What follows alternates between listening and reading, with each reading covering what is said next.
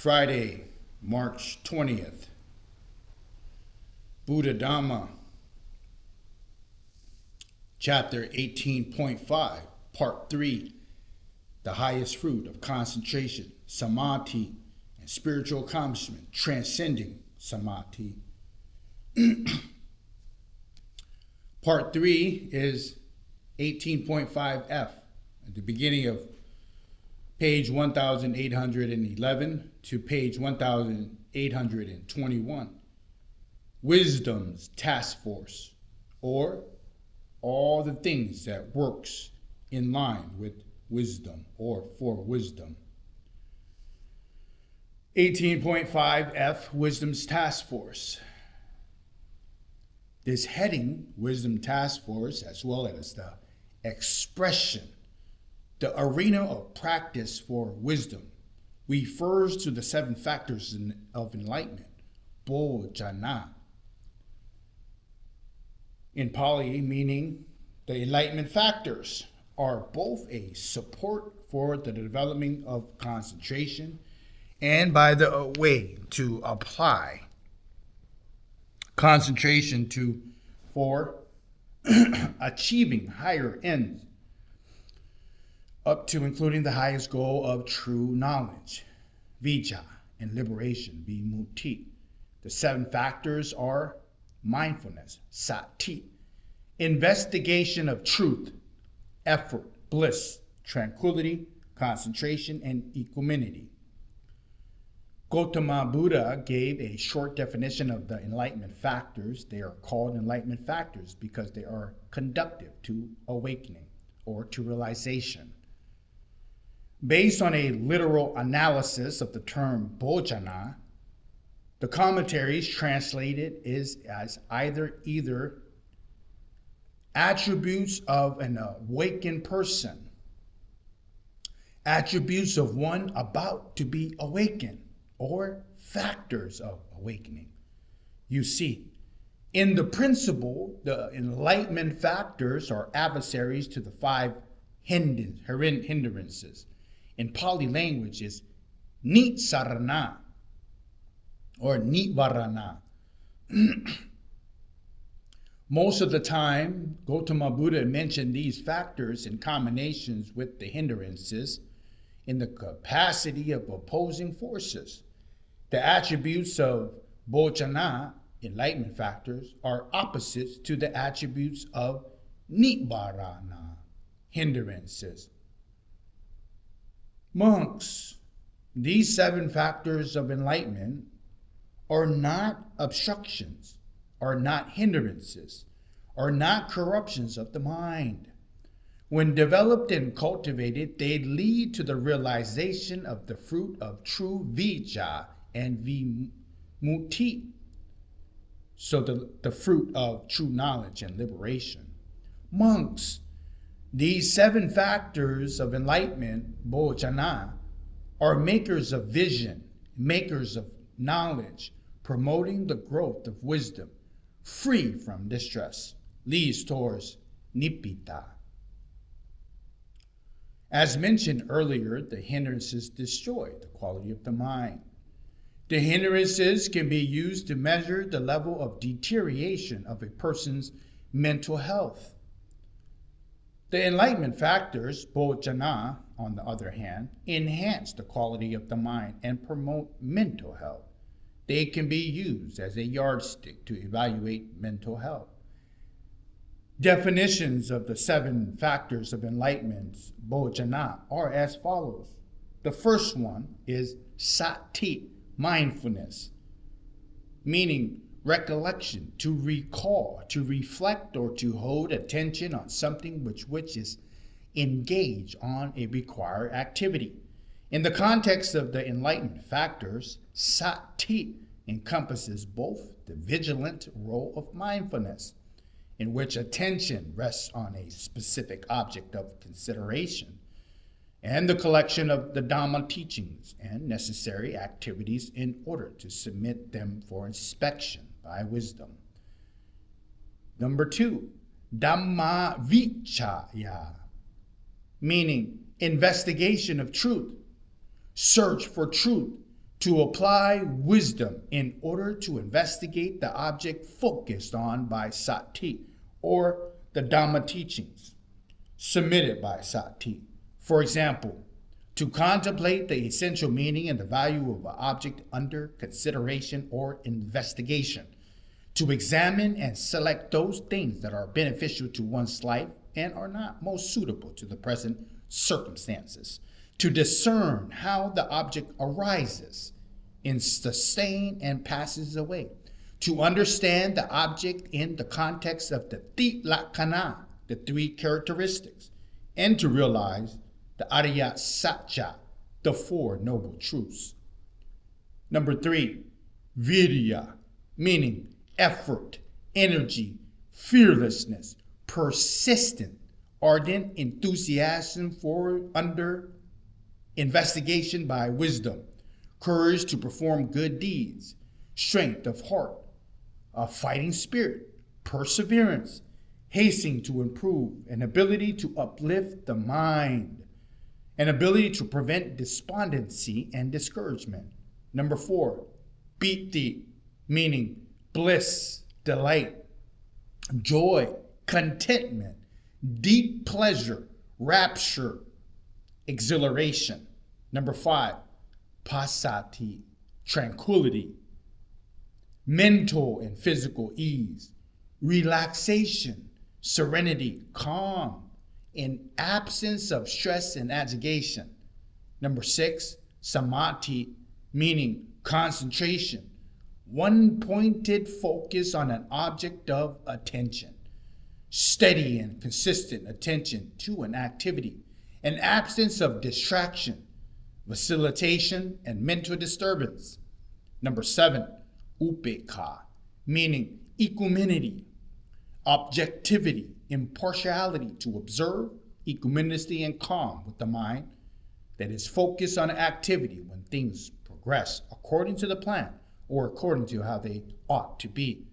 And it's not when and yet not time to arrive, to strive, and to busily engage an absence of interference and intrusion.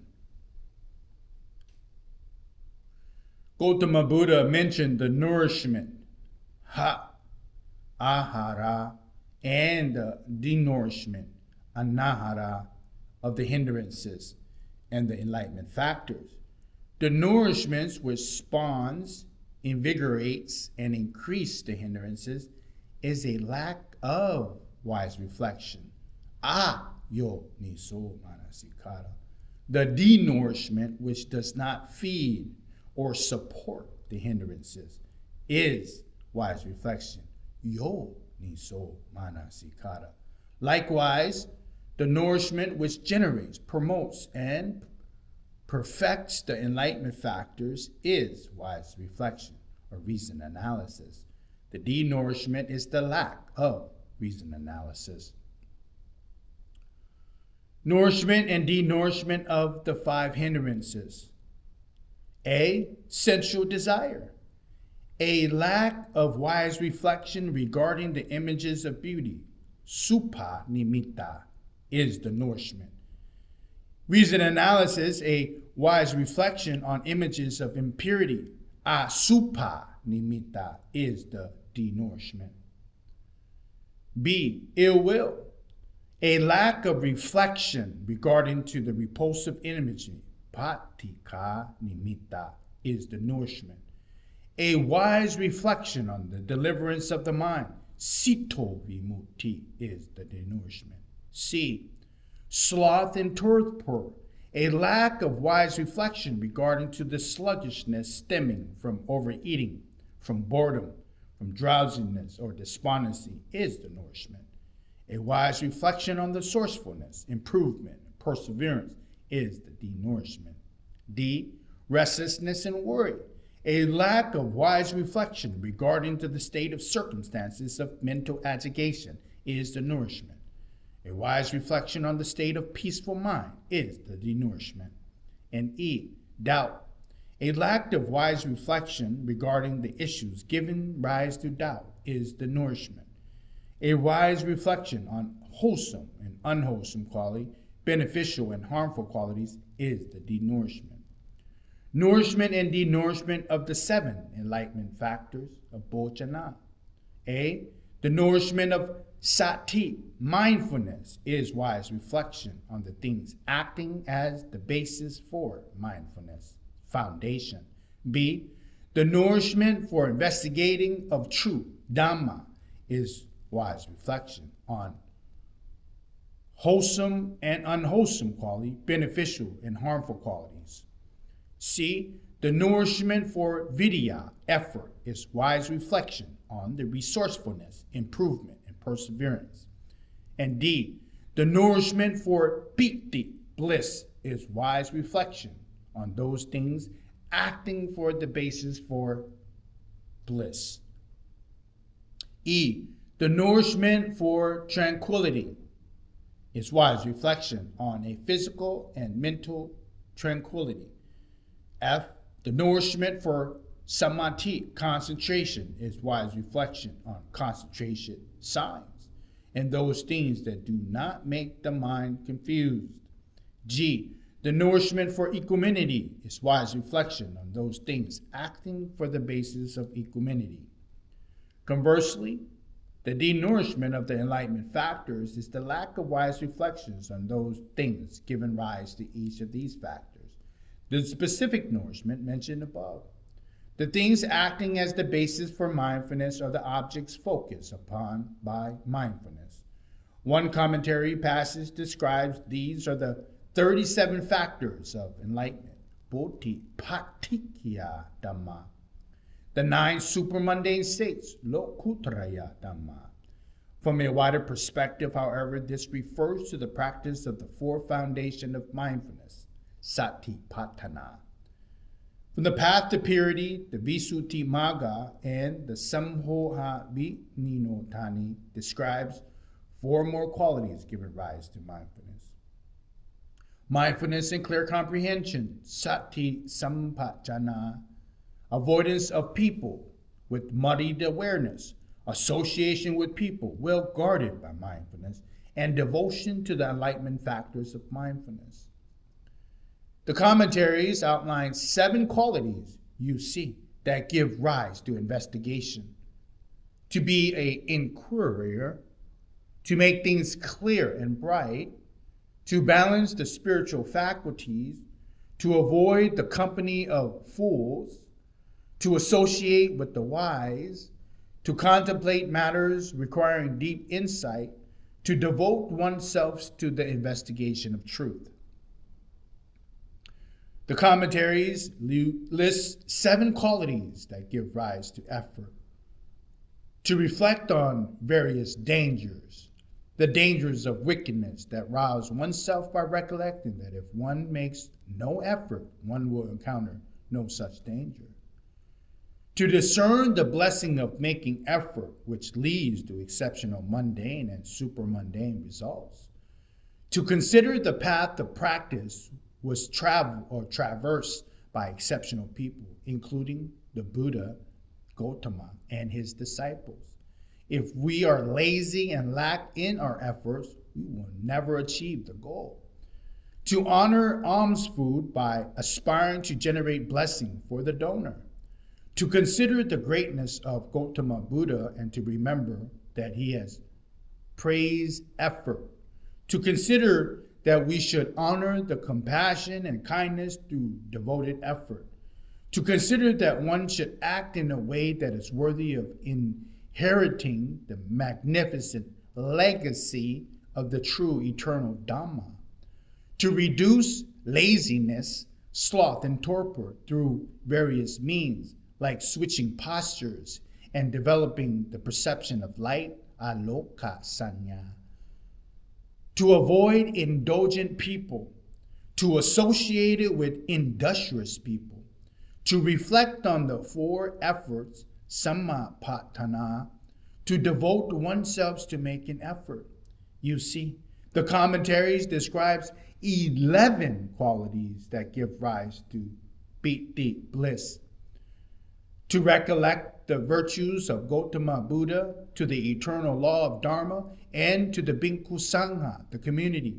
to recollect one's own virtuous behavior, sila, to recollect one's generosity and acts of renunciation, to reflect on the divine beings and on the quality leading to divinity, inherent in oneself, to reflect on the state of peace, nibbita, to avoid gloomy, depressed people, to associate with cheerful people, to reflect on the sutras inspiring devotion, to incline the mind towards bliss.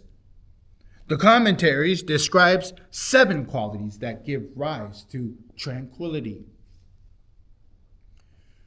To consume fine foods, to reside in comfort and environment, to abide in a comfortable posture, to exert effort in a balanced, measured way, to avoid nervous, stressful people, to associate with calm, relaxed people, to incline oneself towards tranquility. The commentaries describes 11 qualities that give rise to concentration, to make things clean and bright, to be discerning in regard to mental images, to balance the spiritual faculties, to refrain or to restrain the mind when appropriate, to uplift the mind when appropriate. When the mind is unhappy, to gladden it through faith and sense of awe, samvega. When the mind is functioning well, to practice equanimity, to avoid people who lack concentration, to associate with people who are endowed with concentration, to reflect on mental liberation, and to be devoted to concentration. The commentaries describes 5 qualities that give rise to equanimity.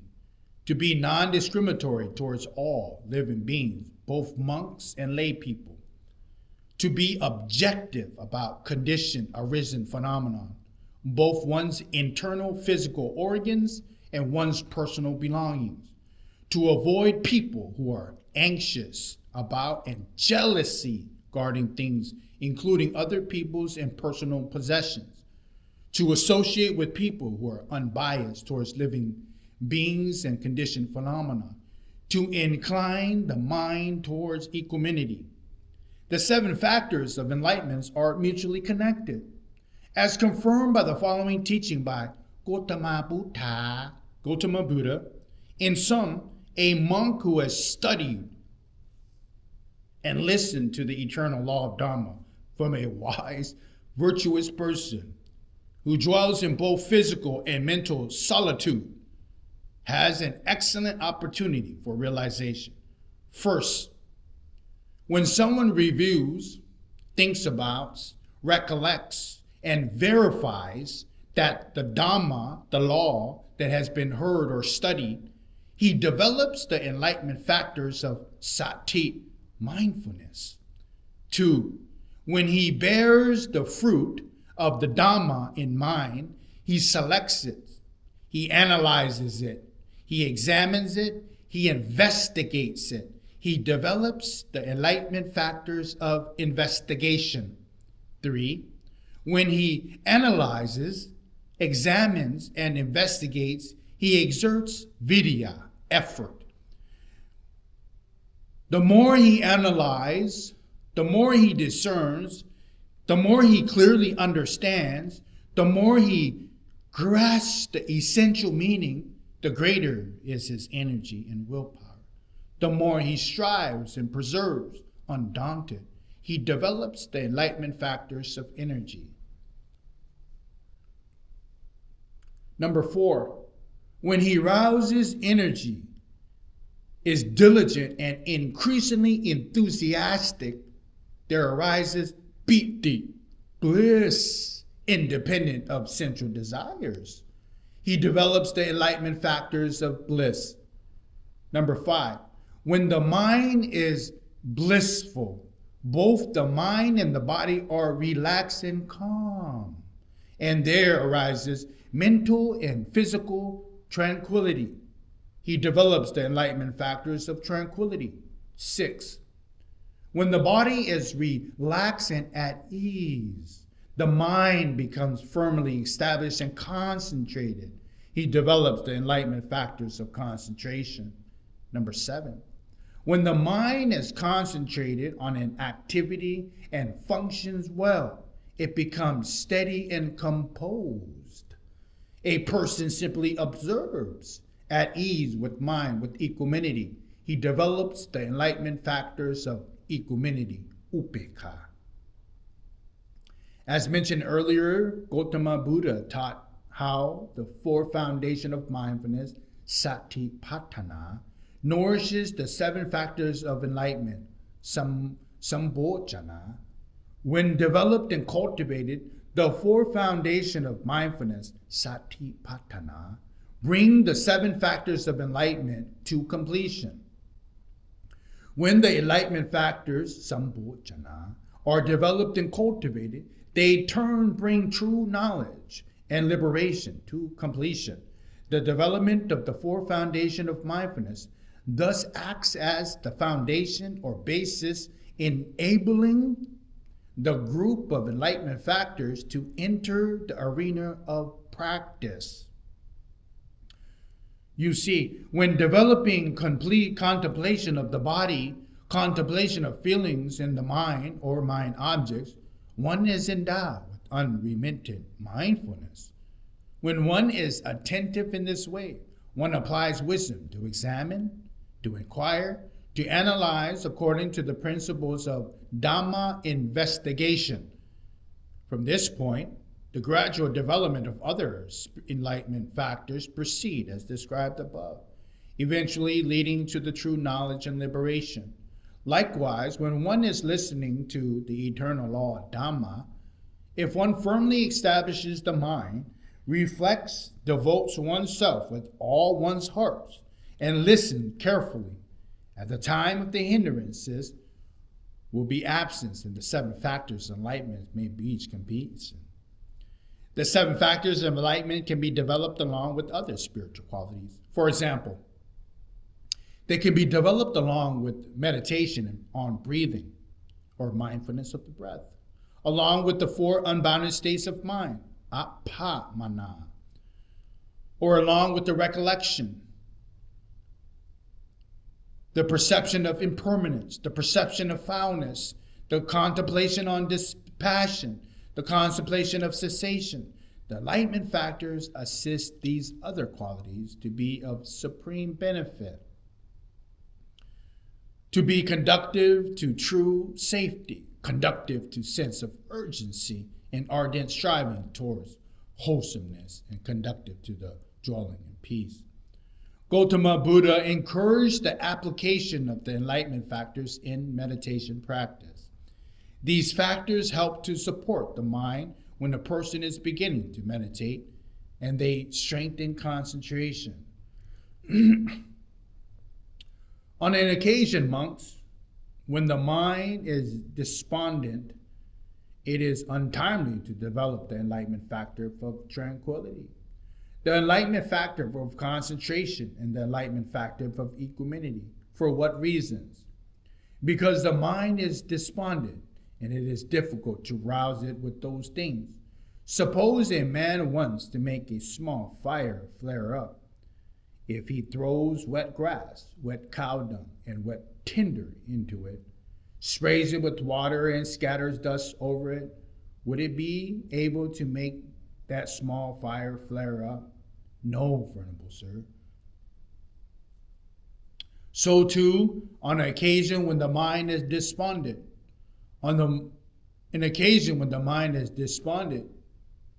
it is timely to develop the enlightenment factors of investigation, the enlightenment factors of energy, and the enlightenment factors of bliss. For what reason? Because the mind is despondent. It is easy to rouse it up for those things. Suppose a man wants to make a small fire flare up. If he throws dry grass, cow dung, and dry timber into it, blows on it, and does not scatter dust over it, would it be able to make that small fire flare up? Yes, Venerable Sir. So too, on the occasion when the mind is despondent, on the occasion when the mind is restless, It is untimely to develop the enlightenment factors of investigation, the enlightenment factors of energy, the enlightenment factors of bliss. For what reason? Because the mind is restless. It is difficult to calm it down with those things.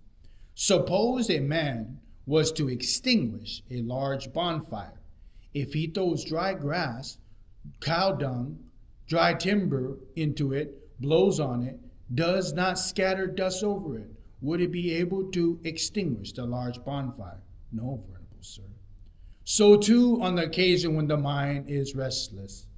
On the occasion when the mind is restless, it is timely to develop the enlightenment factors of tranquility, the enlightenment factors of concentration, the enlightenment factors of equanimity. For what reason? Because the mind is restless and at ease, and easy to calm it down with those things. Suppose a man wants to extinguish a large bonfire. If he throws wet grass, wet cow dung, wet tinder into it, sprays it with water, scattered dust over it, would he be able to extinguish that large bonfire? Yes, venerable sir. So too on the occasion when the mind is restless. But mindfulness, I say, is always useful. In the Tipitaka, the Pali Canon, the 7 factors of enlightenment, Sambhojana, are described in several ways. As the effort to cultivate wholesome states, Pavana Patana. As the pinnacle of all forms of effort, as the strength of spiritual development, Pavana Bala. As the mean to eliminate asavas, the taints by way of spiritual development. As karma, that is either black nor white, leading to the end of karma, or condition of prosperity, aparihaniya dhamma, leading solely to growth and decline, and as the path leading to the unconditioned, nibbita, nibbana, nirvana, similar to other qualities contributing the enlightenment. This is the end of 18.5.